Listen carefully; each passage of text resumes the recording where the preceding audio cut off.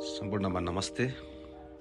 यतिखेर भने हामी चितवनको माडी नगरपालिका बसन्तपुर बजारमा आइपुगिसकेका छौँ। यो बसन्तपुर बजारको दृश्य हो। अब यहाँ यतिखेर हामी दुईटा बाटो आउँछ। यो सिधै जाँदाखेरि यो ठोडे नाका जान्छ र यतातिर माडी नगरपालिकाको बाटो हो, जुन रमाइलो डाँडा भन्ने ठाउँमा अवस्थित छ। यो हाम्रो माडी क्याम्पस भयो र यतातिर पानी ट्याङ्कीसँगै नगरपालिका अवस्थित छन्।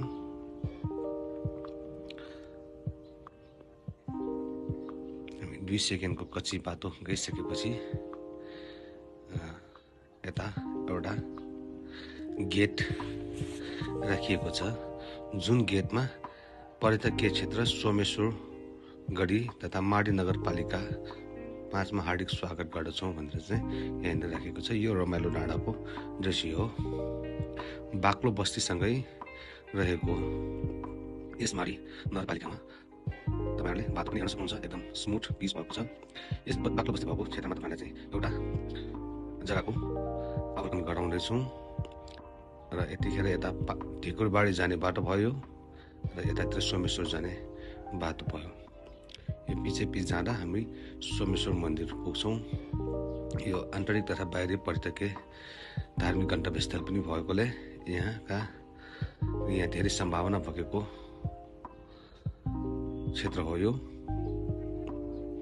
केही समयमा हामी जग्गामा पुग्छौँ। यताबाट सोमेश्वर जान्छ र यताबाट यो जग्गामा पुग्नै लागेका छौँ हामी। हजुर, यही हो माडीको सस्तो जग्गा। जम्मा 18 कट्ठा भएको जग्गा हो। यो मेन बाटोमै ट्र्याक परेको, प्लटिङ गर्नलाई एकदम मिल्ने खालको जग्गा छ। यसको ट्रेस आवश्यकता पर्यो भने ट्रेसको पनि हामीले ट्रेस पनि निकालिसकेका छौँ तयार गरेर नापीबाट। तपाईँहरू हेर्न सक्नुहुन्छ यो पुरा फाँट छ। यहाँ धेरै पछि जग्गाहरू उठाउन सकिन्छ।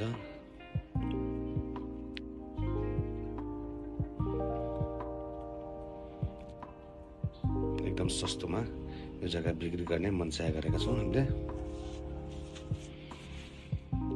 एकदम मेन बाटोमा छ यो जग्गा। जम्मा 18 कट्ठा छ।